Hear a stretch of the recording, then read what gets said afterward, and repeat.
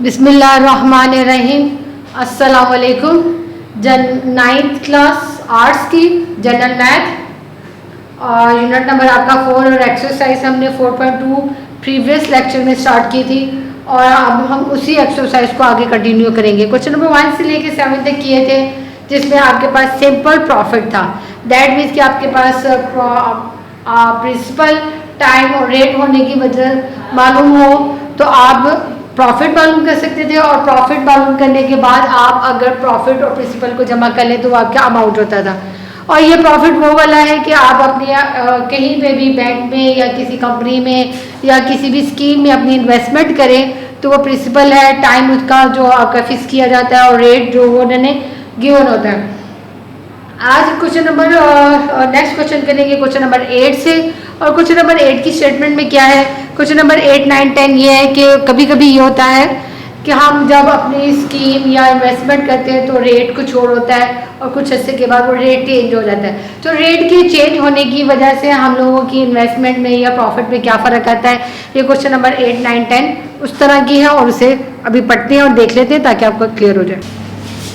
ये question number 8, आप bank increase the rate of profit rupees from 3.5 to 4% per annum. Find how much more profit says we receive if we deposit rupees 6,400 at the bank for 6 months at the new profit rate. Okay, Saeed ने bank में जो पैसे जमा करवाए थे वो 6,400 थे और टाइम इसका 6 मंथ्स के लिए, और लेकिन जो है वो प्रॉफिट रेट में चेंजिंग आ गई। अब प्रॉफिट रेट की चेंजिंग की वजह से हमने मालूम करना है कि सईद को कितना ज़्यादा मज़ीद प्रॉफिट हो रहा है। तो आपका जो प्रिंसिपल है सिंपल वो तो आपका एक ही है 6,400, टाइम है 6 मंथ्स और 6 मंथ को 6/12 करके ईयरली में कन्वर्ट कर दिया और मैंने इसे मज़ीद लॉस टर्म में कन्वर्ट कर दिया 1/2। रेट जो पहला था वो आपका 3.5 था, मैंने 3.5% और इसे फ्रैक्शन में लिख दिया ताकि हमें यहाँ आगे मज़ीद सॉल्व करने में आसानी रहे। अब आपका प्रॉफिट का फॉर्मूला जो सिंपल प्रॉफिट का फॉर्मूला है P × R × T/100 और यहाँ पे P की वैल्यू, प्रिंसिपल की वैल्यू, रेट की वैल्यू और टाइम की वैल्यू रिप्लेस की और यहाँ पे आ गया 6,400 × 35/10 × 1/2 और 100। और यहाँ पे मैंने सबसे पहले तो 100 के 2 0 6,400 के 2 0 से कट कर दिए और उसके बाद फिर यहाँ पर भी मैंने मज़ीद कटिंग की है तो वो भी मैं आपको एक साथ ही बता देती हूँ, दिखा देती हूँ। ये ले मैंने यहाँ भी 2 zeros की कटिंग कर दी। 2 0 की कटिंग का मतलब है कि हमने इसे बेसिकली 100 से डिवाइड किया दोनों वैल्यूज़ को। उसके बाद यहाँ पे 64 × 35/10 और × 1/2 आया था। तो मैंने यहाँ पे 64 और 10 की कटिंग की तो 5 और 32 आई। फिर इस 5 को 35 से कटिंग की तो यहाँ पे 7 और यहाँ पे 32 और 2 भी कट हो रहे थे तो 2 1 2 और यहाँ पे 32 की कटिंग करके 16। अब हमारे पास जो फाइनल दो नंबर है वो 16 और 7 रह गए जिसे मल्टीप्लाई किया तो हमारे पास आंसर आ गया प्रॉफिट का 112।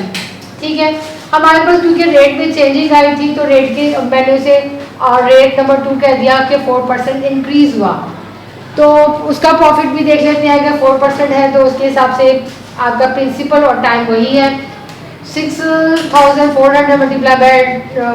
4 × 1/2 आपका टाइम और आपका प्रिंसिपल वही है। ठीक है, और यहाँ पर भी आपके इसके 2 zeros कट जाएंगे और 2 और 4 की भी कटिंग हो जाएगी और आपके पास फाइनल आंसर आ जाएगा 128 और अभी कटिंग भी आपको नज़र आ जाती है।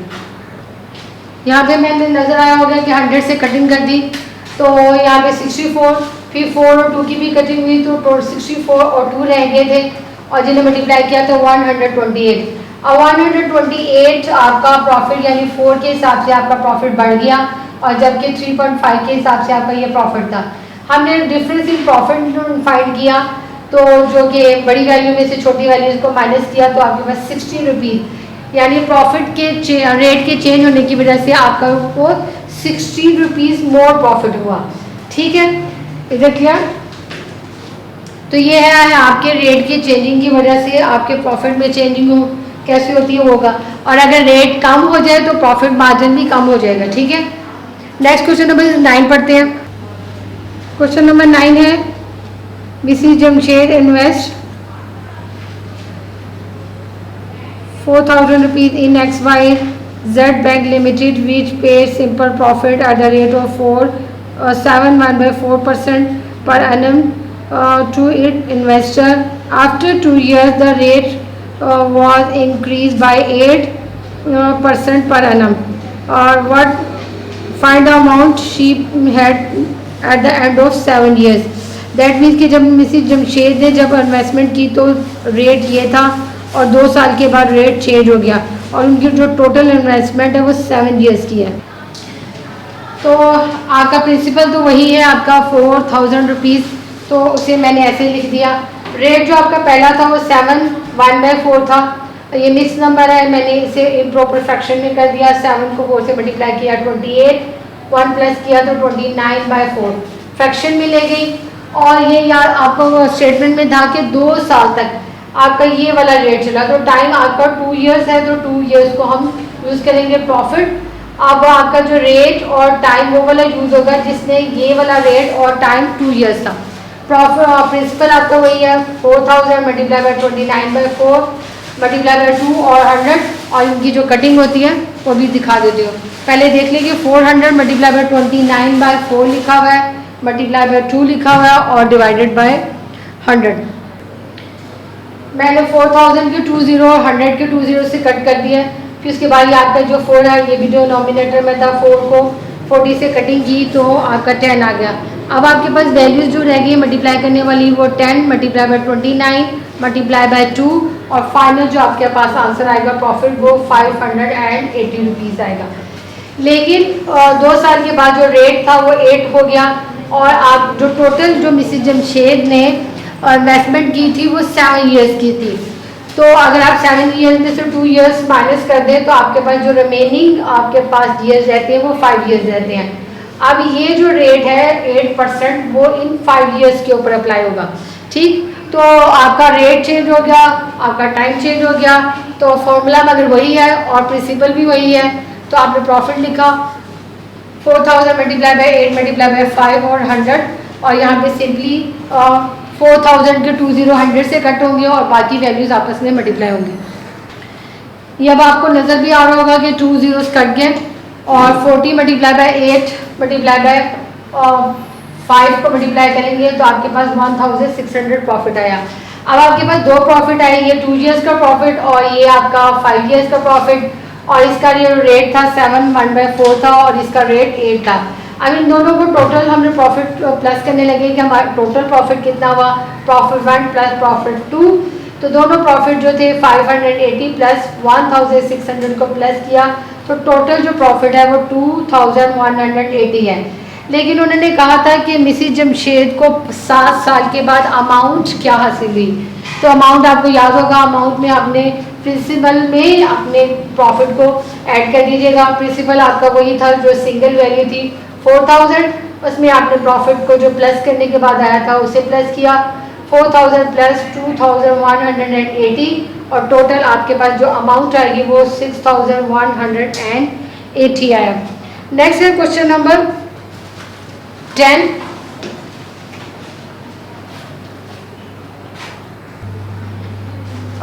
Mr. Daud deposit a certain sum of money in ABC Limited if the profit rate of the bank decreases from 3/4% per annum to 1/2% annum के हिसाब से Mr.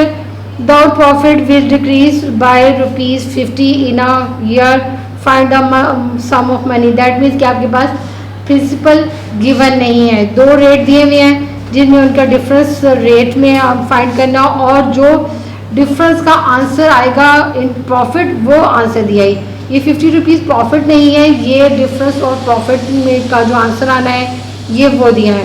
आपके पास रेट 2 है और प्रॉफिट वो है जो डिफरेंस का है आपके पास, और टाइम आपको उन्होंने दिया है इन आ ईयर, टाइम आपके पास सिंगल ईयर का है और हमने मालूम करना है इसमें सम ऑफ मनी मतलब प्रिंसिपल।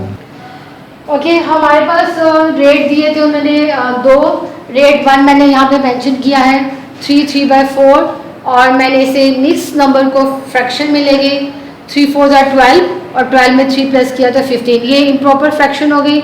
और हमारे पास दूसरा भी एक रेट दिया था जो कि 3 1/2 और ये भी मिक्स नंबर है, इसे भी मैंने इम्प्रॉपर फ्रैक्शन में चेंज किया और 3 × 2 और +1 7/2 और डिफरेंस मालूम कर लिया क्योंकि इस डिफरेंस की वजह से उनके मिस्टर दाऊद के प्रॉफिट में कमी आई है। तो डिफरेंस मालूम किया, ये रेट का डिफरेंस है R1 - R2। तो 1 वाली फ्रैक्शन लिख दी और 2 वाली फ्रैक्शन लिखी। तो आपको मालूम हो गया जब आपकी फ्रैक्शंस होती है तो आपने एलसीएम की मदद से करना है। और यहाँ पे जो दो वैल्यूज़ हैं वो ये है मल्टीपल ऑफ 2। तो मल्टीपल ऑफ 2 की वजह से आपका जो 2 और 4 का एलसीएम होगा वो 4 होगा।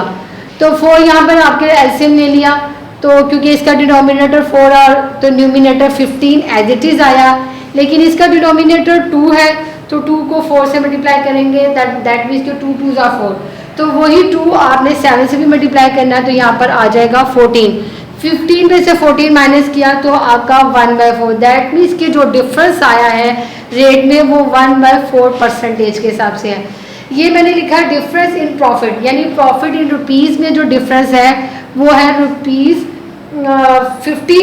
तो मैंने इसको एज अ प्रॉफिट यूज़ किया और इस डिफरेंस को एज अ रेट यूज़ किया, तो प्रिंसिपल फाइंड करने की कोशिश की। प्रिंसिपल प्रॉफिट मल्टीप्लाई बाय 100 और R multiply by time. Time आपको अभी पहले भी बताया था कि 1 ईयर है, R ईयर दैट मीन्स कि 1 है। और यहाँ पे मैंने प्रॉफिट ₹50 लिखे, फॉर्मूले का 100 आया, रेट आपका 1/4 है और टाइम आपका 1 ईयर है तो 1 लिख दिया। अब ये आपको पहले भी बताया था प्रीवियस लेक्चर में कि फ्रैक्शन में जब आपकी वैल्यू डिनोमिनेटर में फ्रैक्शन हो तो उसे हम क्या कहते हैं, रेसिप्रोकल में चेंज करते हैं।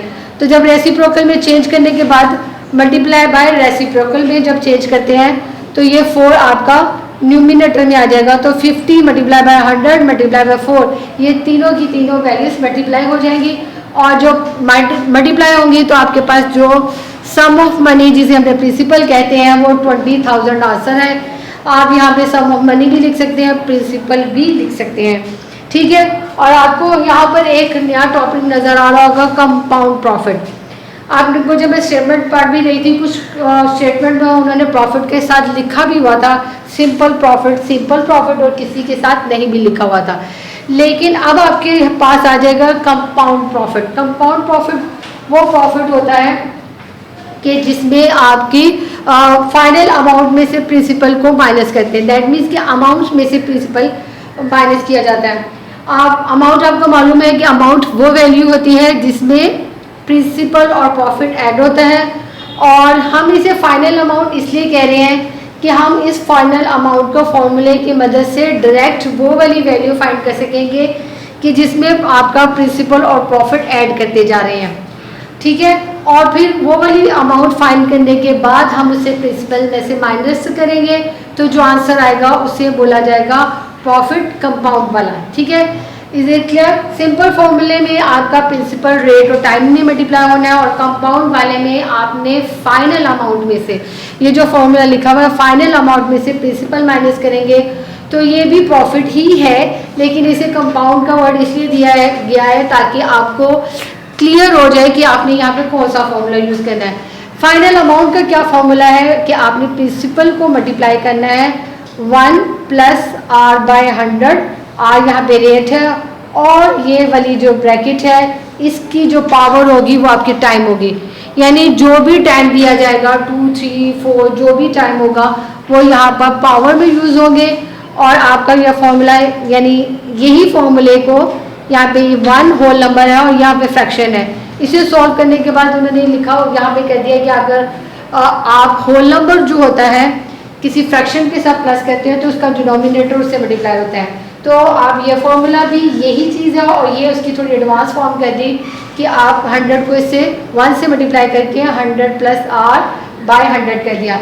ये इसमें और इसमें डिफरेंस कुछ नहीं है, फॉर्मूला ये है, ये थोड़ी उसकी एडवांस फॉर्म यानी दैट मीन्स कि सॉल्व करने के बाद है और पावर आपकी T है। तो क्वेश्चन नंबर 11 से स्टार्ट होने वाले ये वाले क्वेश्चन, इसका प्रिंसिपल आपका ये लिखा हुआ है, रेट वही है, टाइम वो है। ये देख लें, गौर से देख लें कि क्वेश्चन नंबर 11 मैंने यहाँ पे इसलिए मेंशन किया कि क्वेश्चन नंबर 11 में भी प्रिंसिपल भी गिवन है, रेट भी गिवन है, टाइम भी गिवन है, लेकिन हमें कैसे भी फ़र्क मालूम होगा, जैसे कि प्रीवियस क्वेश्चन में प्रिंसिपल भी होता है, टाइम भी होता है, रेट होता है, तो वो सिंपल प्रॉफिट है कि कंपाउंड प्रॉफिट है, तो ये याद रखिएगा, वहाँ पर आपके पास प्रॉफिट कंपाउंड का वर्ड होगा। अगर सिंपल प्रॉफिट के साथ भी सिंपल लिखा हुआ है बहुत सारे क्वेश्चन में, लेकिन अगर वो सिंपल ना लिखा हो तो वो प्रॉफिट लिखा है तो आपने उसे सिंपल ही कंसीडर करना है, लेकिन कंपाउंड प्रॉफिट के लिए स्पेशली वो वर्ड कंपाउंड का आपको गिवन होगा। क्वेश्चन नंबर 11 में भी आपको पढ़ के दिखाती हूँ और क्वेश्चन नंबर बाकी जो प्रीवियस क्वेश्चन है उनके साथ कंपैरिजन भी करके दिखा देती हूँ, आपको अंदाजा हो जाएगा कि किस तरह पता चलेगा कि कंपाउंड है। ये देखें question number 11, find the compound profit. यहाँ पे उन्होंने तो वर्ड कंपाउंड प्रॉफिट लिख भी दिया है, प्रिंसिपल है, टाइम है और ये रेट है। इसी तरह क्वेश्चन नंबर 2 में भी है, प्रिंसिपल है, टाइम है, रेट है और इसी तरह बाकी में, लेकिन मैं आपको क्योंकि ये दोनों बहुत सिंपल से होंगे मतलब, लेकिन मैं आपको थर्ड और फिफ्थ कर दूंगी इसलिए क्योंकि इसमें फ्रैक्शन है और कोई नहीं है, बात को फॉर्मूला वही होगा और बाकी वही होंगे, लेकिन मैं आपको थर्ड और फिफ्थ पार्ट करने का मेरा मकसद सिर्फ और सिर्फ ये है कि इसमें आपकी जो रेट है वो फ्रैक्शन में आ गई है, देख लिया, लेकिन मेथड आपका वही होगा। और क्वेश्चन नंबर 11 में भी देख लें, यहाँ पे लिखा हुआ है कंपाउंड प्रॉफिट और कंपाउंड प्रॉफिट। और यहाँ पे देखें, ये मैं आपको क्वेश्चन ये देखें, क्वेश्चन नंबर 1 में सिंपल प्रॉफिट का वर्ड यूज हुआ था और यहाँ पे अमाउंट ऑफ प्रॉफिट है, दैट मीन्स कि ये सिंपल ही है और यहाँ पे भी सिंपल प्रॉफिट है, ठीक है। और जहाँ पे सिंपल तो दैट मीन्स सिंपल और कंपाउंड में कंपाउंड का फॉर्मूला होगा और ये मेंशन होगा, इसकी टेंशन आपने नहीं लेनी। अभी हम करेंगे क्वेश्चन नंबर 11 के थर्ड और फिफ्थ पार्ट। और ये लें क्वेश्चन नंबर 11 का सोल्यूशन, जो मैंने आपको बोला था कि थर्ड पार्ट किया जाएगा और थर्ड पार्ट करने की वजह मैंने आपको बताई थी कि फ्रैक्शन है, ठीक है। और यहाँ पर फाइनल अमाउंट पहले मैंने फाइंड कर ली, फाइनल अमाउंट जो है उसका फॉर्मूला है P multiply by A plus R by 100 और उसकी पावर T। प्रिंसिपल आपके पास 5000 है, वो यहाँ पे रिप्लेस कर दिया, टाइम आपके पास 2 है जो पावर में मैंने लिख दिया और जो रेट था वो 11 3/4 था, तो ये मिक्स नंबर को मैंने इम्प्रॉपर फ्रैक्शन में किया तो 11 को 4 से मल्टीप्लाई किया तो 44, 3 प्लस किया तो 47/4। अब 47/4 यहाँ पे लिखा तो आप यहाँ से देखें तो फ्रैक्शन की फ्रैक्शन हो रही है, तो आपके डिनोमिनेटर में दो वैल्यूज तो आ सकते हैं, लेकिन डिनोमिनेटर फिर डिनोमिनेटर नहीं हो सकता, यानी दैट मीन्स कि फ्रैक्शन में 3 वैल्यूज नहीं हो सकती। तो यहाँ पे ये वाली वैल्यू को और ये वाली वैल्यू को दोनों डिनोमिनेटर कंसीडर करते हुए 4 को 100 से मल्टीप्लाई कर दिया, तो 4 को 100 से मल्टीप्लाई कर दिया तो 400 हो गया। अब जब आप यहाँ पे सॉल्व करेंगे 1 से मल्टीप्लाई करेंगे तो यहाँ पे 100 की बजाय 400 होगा, क्योंकि डिनोमिनेटर अब आपका 100 नहीं रहा, तो 100 यहाँ पे 400 हो गया, 400 1 से मल्टीप्लाई हुआ, 400 को आपको 47 से प्लस किया तो आपके पास ये जो ब्रैकेट थी वो सॉल्व हुई 447/400। 400 लिखना है, मैं यहाँ पे लिख देती हूँ। अब आपको 400 नजर आ रहा होगा कि 400 आएगा। अब 400 की पावर क्योंकि 2 थी तो दैट मीन्स कि आपने 447/400 की जो पावर थी वो 2 थी, तो दैट मीन्स कि इन दोनों वैल्यूज पे 2 टाइम्स मल्टीप्लाई होना है। 2 टाइम्स मल्टीप्लाई करेंगे और उसे 5000 से मल्टीप्लाई करेंगे तो आपके पास आंसर आ जाएगा 6244.03। ये है फाइनल अमाउंट की वैल्यू। ये फाइनल अमाउंट क्या होता है आपका, जो बेसिकली जो होता है जब हम फिक्स वैल्यू का में करते हैं तो आप प्रिंसिपल ऐड करते हैं, अगर आपने 3 साल 4 साल तक अपनी अमाउंट को फिक्स कर दिया है तो वो इस तरह उसमें ऐड करते जाते हैं, यानी रेट जो होता है उसके हिसाब से पावर लेते हैं और फिर उसको ऐड करते जाते हैं और वो आपकी जो अमाउंट होती है उसमें प्रॉफिट ऐड होता जाता है और 5 साल बाद 3 साल बाद 4 साल बाद जो भी है आपको वो अमाउंट दे देते हैं। फिर आपने उसमें से खुद फाइंड करना होता है कि हमारी प्रिंसिपल कितना था और हमें प्रॉफिट कितना हासिल हुआ, ठीक है। ये वो वाला है जो जब आपका फिक्स्ड अकाउंट हो या आपने कहीं भी किसी भी स्कीम में फिक्स तौर पर लगाया होगी, यानी साल के बाद प्रॉफिट नहीं निकाल सकते, यानी आपने 5 साल बाद या जितने भी साल बाद है वो आपकी टोटल अमाउंट मिलेगी, that means profit with principal के साथ। तो इसे इसमें ये यूज़ होता है कंपाउंड प्रॉफिट। प्रॉफिट कंपाउंड निकालने के लिए मैंने फाइनल अमाउंट में से प्रिंसिपल को माइनस कर दिया, तो आपके ये 6244 में से 5000 का माइनस किया, तो आपका जो प्रॉफिट है 1244 रुपीज़ है। और 2 टाइम्स मैंने वो वैल्यूज लिख लिया, अगर आप लिखना चाहें तो ठीक है, अदरवाइज उसके बगैर भी ठीक है। ठीक ये, और मैं अब आपको ये बता दूं कि मैंने ये वाला रेट इसलिए लिया था क्योंकि ये जो रेट है आपका उसका काम थोड़ा बढ़ गया। अगर क्वेश्चन नंबर 1 में है आपका जो रेट है 11 का फर्स्ट पार्ट, उसमें रेट था 10, ठीक है, और वो 10 को कैसे सॉल्व करना है अभी मैं दिखा देती हूँ साइड में। ये देखिए क्वेश्चन नंबर 1 का जो ब्रैकेट बनी है ना, उसका ये इस तरह होना है 1 + 1 और रेट, क्योंकि वहाँ पे 10% है, तो 10/100 आप 100 को 1 से मल्टीप्लाई करेंगे तो 100 + 10, और ये वाली यानी सिंपल फॉर्म है आपका 11 का फर्स्ट ए पार्ट 1 पार्ट, उसके बाद सेकंड पार्ट, उसके बाद फोर्थ पार्ट। वहाँ पर जहाँ पर आपकी जो रेट है वो फ्रैक्शन में नहीं है तो वो बहुत इजी है, इसी तरह आपकी 3 स्टेप में हो जाएगा। ये यहाँ पे फ्रैक्शन है, पहले आप डिनोमिनेटर दोनों को इकट्ठे करते हैं, फिर मल्टीप्लाई करते हैं, फिर जो डिनोमिनेटर आ रहा है फिर उसको आप 1 से मल्टीप्लाई कर रहे हैं और फिर उससे वैल्यूज कर रहे हैं, तो इस वजह से आपके स्टेप्स बढ़ रहे हैं। जबकि अगर आप यहाँ पे देखें तो 1 2 3 और ये वाला आएगा, इसकी पावर लेंगे और प्रिंसिपल से मल्टीप्लाई करेंगे, तो आपका क्वेश्चन नंबर 11 का फर्स्ट पार्ट ईजी हो जाएगा। क्वेश्चन नंबर 11 का ही 5th पार्ट है, वो भी मैंने इसलिए यूज़ किया क्योंकि उसमें भी रेट फ्रैक्शन में था। प्रिंसिपल 10,000 है, टाइम 3 ईयर्स है, रेट 7/1/2 है, 7 को 2 से मल्टीप्लाई किया 14 और 15 प्लस किया 1, तो 15/2 आपकी जो रेट है उसे मैंने इम्प्रॉपर फ्रैक्शन में चेंज किया। फाइनल अमाउंट में प्रिंसिपल 1 + 7 R/100 और फ्रैक्शन यहाँ पे लिखी 15/2, प्रिंसिपल लिखा यहाँ पे 10,000 और पावर यहाँ पे 3 लिखी। अब यहाँ पे 2 डिनोमिनेटर हो गए तो 2 और 100 को मल्टीप्लाई करेंगे और 2 और 100 को मल्टीप्लाई करने की वजह से यहाँ पे 200 आ जाएगा, ठीक है। और जब आपका डिनोमिनेटर 200 हो जाएगा तो आपने 1 से वही डिनोमिनेटर को मल्टीप्लाई करना है 200, और 200 और 15 प्लस होगा तो 215। बाकी वैल्यूज एज इट इज जा रही हैं, यानी आपका 10,000 साथ में है और पावर 3 है, तो मैं इसलिए उसे बता नहीं रही। और ये आपके पास एक फाइनल फ्रैक्शन आ गई। यहाँ पे मैंने इस क्वेश्चन में क्या किया था कि आपको मल्टीप्लाई करके दिखाया था और फिर 500 से, यहाँ पे मैंने इसे ये वाले 215 को 200 से डिवाइड करके डेसिमल में लेंगे। आप मल्टीप्लाई करके भी कर सकते हैं, डेसिमल में ले जाए, और 1.0875 इसको डिवाइड करने के बाद आया, फिर उसकी पावर 3 लें, उसकी पावर 3 आएगी 1.2423, और उसे जब 10,000 से मल्टीप्लाई करेंगे तो आपके पास 12,422.97 आपके पास फाइनल अमाउंट आई। और आपने कंपाउंड प्रॉफिट मालूम करना है तो फाइनल अमाउंट में से प्रिंसिपल को माइनस कर दें। 12,422.97 में से 10,000 माइनस किया तो आपको क्लियर नज़र आया कि प्रॉफिट आपका 2,422.97 है, ठीक है। आज के क्वेश्चन नंबर 12, 13 और 14 जो कि आपके इस एक्सरसाइज के लास्ट 3 क्वेश्चन हैं वो भी कंपाउंड प्रॉफिट के ही हैं।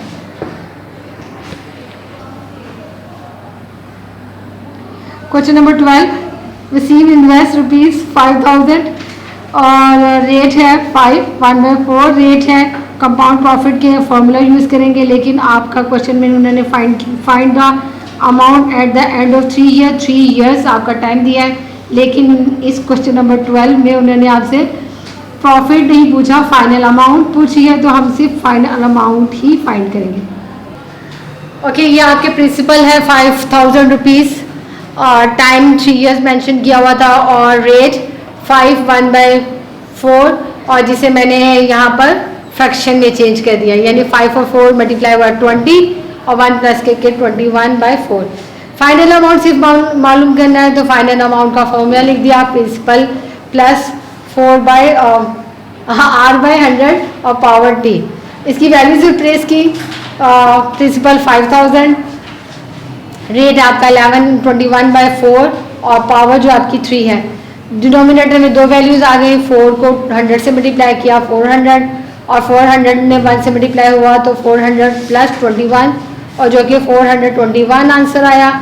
और 421 को डिवाइड किया 400 से तो आपका और साथ में मैंने इसकी पावर भी ले लिया। पावर लेने के बाद इसका जो फाइनल आंसर है वो 1.1659 है और इसे मल्टीप्लाई किया 5000 से तो ये आपका फाइनल अमाउंट है। ये प्रॉफिट नहीं है, ये फाइनल अमाउंट है, ये याद रखिएगा, ठीक है। ये देखिए फाइनल अमाउंट है और क्वेश्चन नंबर 12 में यही पूछा गया था। यह क्वेश्चन नंबर 13 जिसमें है जवेद इन्वेस्ट 800 और आपके पास प्रिंसिपल है। रेट उन्होंने 12 पर एनम के हिसाब से दिया। एनम और एनम का मतलब होता है एनुअल से लिया गया है, मतलब सालाना, साल का। कंपाउंड प्रॉफिट मालूम करना है लेकिन कंपाउंड प्रॉफिट उन्होंने हाफ ईयर दिया है, हाफ ईयर के हिसाब से, यानी टाइम उन्होंने आपको हाफ ईयर में डिवाइड कर दिया। Find what is the amount at the end of the first year. और ईयर में जब आपने हाफ को कंसिडर करें तो दो हाफ होते हैं, यानी 6 महीने करें तो 6 महीने 2 हो जाते हैं एक पूरे साल में। उसके बाद क्वेश्चन नंबर 14 भी पढ़ लें। मिस्टर सलीम इन्वेस्ट 9000 रुपीज़ और 2% पर एनम के हिसाब से कंपाउंड प्रॉफिट ही मालूम करना है। बट क्या उन्होंने चेंजिंग कर दी, what is the amount at the end of 3 days, यानी 3 दिनों के बाद वो कितना प्रॉफिट हो जाएगा, यानी 3 दिनों की इन्वेस्टमेंट में क्या प्रॉफिट होगा। मैं क्वेश्चन नंबर 13 और 14 दोनों एक साथ ही पढ़ दिए ताकि आपको सॉल्व नज़र आ जाए बोर्ड पर। अब आपको नज़र आ रहा होगा बोर्ड पर क्वेश्चन नंबर 13, वहाँ पे क्या लिखा हुआ है, प्रिंसिपल और टाइम और एज। प्रिंसिपल आपका 800 रुपीज़ ही है। जो टाइमिंग है उन्होंने हाफ ईयर के हिसाब से कंपाउंड प्रॉफिट अप्लाई किया है, तो टाइम को आपने 2 हाफ मतलब ईयर्स में 1 ईयर में 2 हाफ होते हैं तो 2 हाफ ईयर्स हैं। मतलब है कि और यहाँ पे मैंने मेंशन भी किया कि 2 हाफ 6 महीने करके 2 टाइम बन जाते हैं। रेट जो है वो आपका एनुअल के हिसाब से दिया हुआ है 12.2% और मैंने इसे चेंज करके फ्रैक्शन मिक्स नंबर को फ्रैक्शन में चेंज किया हुआ है और 12 2s are 24 और 1 प्लस लेकर 25 और ये आपका एनुअल का ही है। लेकिन जब हम उसे हाफ में डिवाइड कर रहे हैं तो रेट को हाफ में जब डिवाइड किया तो उसे मज़ीद 2 पार्ट्स में डिवाइड करने के लिए 25/2 को 2 से डिवाइड किया तो आपके ये भी जो डिनोमिनेटर है ये भी डिनोमिनेटर है तो डिनोमिनेटर एक दूसरे से मल्टीप्लाई हो गए और आंसर आ गया 25/4 और ये हाफ का ही रेट है। किसका रेट है? हाफ ईयर का रेट है। तो हमने अपने क्योंकि टाइम को क्योंकि हाफ में गिवन था तो रेट को भी हमने हाफ में लेंगे। फाइनल अमाउंट प्रिंसिपल आपका वही होगा चाहे एनुअल हो चाहे हाफली हो या मंथली हो। 1 प्लस रेट और टाइम। रेट आपके पास 25/4 है और टाइम आपके पास 2 है यानी 2 हाफ है। अब आपके डिनोमिनेटर वही 4 और 100 आ रहा है तो 4 और 100 को मल्टीप्लाई कर दिया। बाकी आपका प्रिंसिपल में और टाइम में भी कोई चेंजिंग नहीं थी। 400 आया, 400 को मैंने 1 से डायरेक्ट मल्टीप्लाई करके यहाँ पे लिख भी दिया। 400 प्लस 25 इन दोनों को प्लस किया तो 425/100 क्योंकि बाकी वैल्यूज में कोई चेंजिंग नहीं है तो जहाँ पे चेंजिंग है मैं उसी को बोल रही हूँ। तो 425 को 400 से डिवाइड किया तो आंसर आपके पास आएगा 1.0625।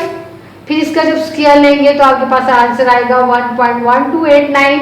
आप जब कैलकुलेटर से डिवाइड कीजिएगा तो आप ये तो मैंने 4 वैल्यूज लिया है लेकिन आपने पूरी की पूरी वैल्यूज जितनी भी होगी वही लीजिएगा ताकि एक्यूरेट क्वेश्चन आए। तो फिर आप इसे 800 से मल्टीप्लाई करेंगे तो ये FA मतलब फाइनल अमाउंट जो आपके पास आएगी वो 903.125 रुपीज़ आपके पास ये आपके पास फाइनल अमाउंट आई। ठीक है, क्वेश्चन नंबर 4 भी पढ़ा था। प्रिंसिपल आपका सिंपल था, रेट भी सिंपल था लेकिन टाइम की चेंजिंग की वजह से क्या होगा, आपने प्रिंसिपल 900 है, टाइम आपका 3 डेज है तो 3 डेज को चेंज नहीं करी क्योंकि ये आपकी पावर में है तो 3 डेज को नहीं। जबकि मैंने रेट को जैसे आपने रेट को भी 2 हिस्सों में किया था अपने टाइम के हिसाब से तो मैं रेट को पर डे के हिसाब से एक साल में कितने डेज होते हैं 365 तो अगर 2% है तो 2 डिवाइडेड बाय 365 का मतलब है कि ये पर डे के हिसाब से रेट आ गया है। अब हमने पर डे के हिसाब से रेट ले लिया तो टाइम हमारा 3 डेज सही रहेगा और आप ये याद रखिएगा कि आपने रेट को लेके जाइएगा, वो फिर भी सॉल्व हो जाएगा, लेकिन अगर आप पावर को उसमें ले जाएंगे फ्रैक्शनल फॉर्म में तो उसको कैलकुलेटर में भी लेने में थोड़ी दिक्कत होगी, ठीक है। अब आपने वैल्यू भी आपकी रेट भी डे के हिसाब से हो गया, टाइम भी आपका डे के हिसाब से है, तो आप फाइनल अमाउंट में फॉर्मूला पुट करेंगे P multiply by 1 plus R by 100 और पावर T। प्रिंसिपल आपके पास 9,000 रुपीज़ है और रेट आपके पास 2/365 हो गया और 100 और पावर आपके पास 3 हो गई। यहाँ पे डिनोमिनेटर और डिनोमिनेटर दो थे, दोनों डिनोमिनेटर एक दूसरे से मल्टीप्लाई हुए, 365 मल्टीप्लाई बाय 100, ये आ गया आपके पास 36,500। 36,500 को 1 से प्लस किया 3 और ये आपके न्यूमिनेटर में 2 के साथ प्लस होगा, तो 36,500 2 को डिवाइड करेंगे 36,500 से, उसके बाद आपकी वैल्यू है 1.00005 और समथिंग हो रहा है। आपने एक्यूरेट वैल्यू लीजिएगा, मैंने यहाँ पे मेंशन मगर इतनी की है, फिर उसकी आप पावर आप 3 लेंगे तो आपके पास आ जाएगा 1.00016 और वो भी आपने पूरी थ्रू आउट जो कैलकुलेटर में वैल्यू होगी वो लीजिएगा और फिर आपने 9,000 से मल्टीप्लाई करेंगे तो आपके पास जो फाइनल अमाउंट है वो 9,001 रुपीज़ एंड 48 पैसा। तो 3 दिनों के बाद आपको इतना ही प्रॉफिट मिल सकता है, इससे ज़्यादा प्रॉफिट नहीं मिल सकता। तो आपने जितने भी आपके एक्सरसाइज में आज के लेक्चर में हमने जो जितने भी क्वेश्चन किए आपने इसकी प्रैक्टिस कीजिएगा एक दफ़ा, और मुझे लगता है कि ये फॉर्मूला बार बार रिपीट हो रहा है एक ही तरह का, तो चाहे आप इसकी एक दफ़ा ही प्रैक्टिस कर लें तो आपके लिए इनफ होगी, लेकिन अगर आपको फिर भी डाउट हो तो आप इसे 2 टाइम्स प्रैक्टिस कर लीजिएगा। और इसके साथ ही आज का लेक्चर आपका कंप्लीट हुआ। ओके, अल्लाह हाफिज़।